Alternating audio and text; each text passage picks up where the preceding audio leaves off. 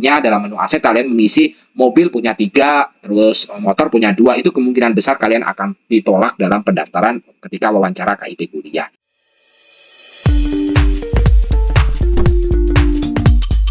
Video ini dipersembahkan oleh Radar Edukasi, berbagi wawasan menambah pengetahuan. Halo teman-teman Radar Edukasi, pada video kali ini kita akan menjelaskan terkait dengan bagian penting untuk proses pengisian menu aset dalam KIP kuliah. KIP kuliah ini adalah beasiswa bagi kalian yang pintar namun secara ekonomi berada dalam menengah ke bawah. Nah, untuk kalian semuanya yang ingin mendaftar tentu saja diharuskan untuk mengisi bagian aset pada KIP kuliah ini. Bagian KIP kuliah untuk websitenya adalah kip-kuliah.kemendikbud.go.id.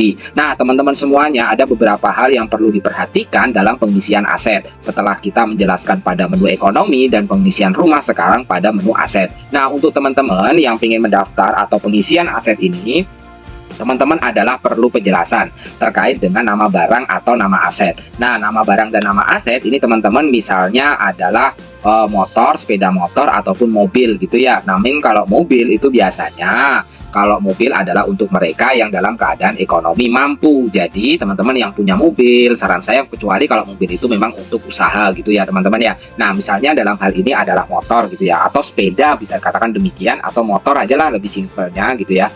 Motor, nama barang aset, motornya motor apa? Nah, itu teman-teman perlu isi misalnya motor Supra Fit, misal seperti itu, motor Suprafit, motor gitu ya, nama asetnya motor, terus diisi di bagian mereknya adalah Suprafit. Nah, jenis barangnya ini apa? Nah, ini adalah alat komunikasi, alat produksi, investasi, alat rumah tangga, hiburan, kesehatan, sanitasi, rekreasi, pendidikan, dan transportasi. Nah, teman-teman perlu kalau misalnya punya kulkas, lain sebagainya, itu pada menu rumah tangga. Ini teman-teman perlu untuk isi secara detail dan jujur gitu teman-teman. Nah, untuk menu transportasi ini misalnya motor Suprafit, menu transportasi, tahun perolehnya tahun berapa? Misal tahun 2004. Nah, kalau motor Suprafit itu biasanya tahun 2004 atau 2003. Nah, ini metode perolehannya dengan cara apa? Membeli cicilan atau membeli tunai, warisan atau hibah atau hadiah. Nah, itu teman-teman perlu detailkan. Kalau misalnya warisan dari orang tua ya tentu isi dengan warisan atau hibah, atau teman-teman mengisi biasanya membeli cicilan gitu ya, misal itu. Kondisi barang aset berfungsi, kurang baik berfungsi atau rusak. Kalau misalnya ini berfungsi, kalau rusak ya tulis rusak. Nah, ini ada tanda strip, artinya di sini ada tanda strip ini teman-teman.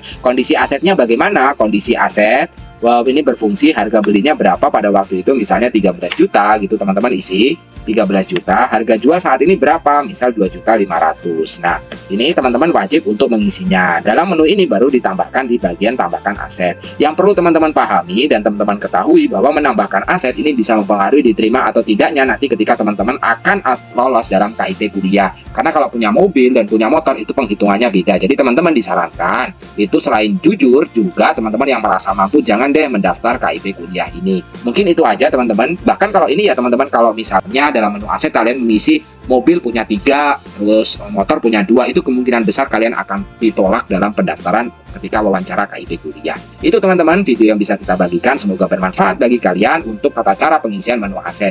Jangan lupa like, share, dan komen ya. Bye-bye teman-teman.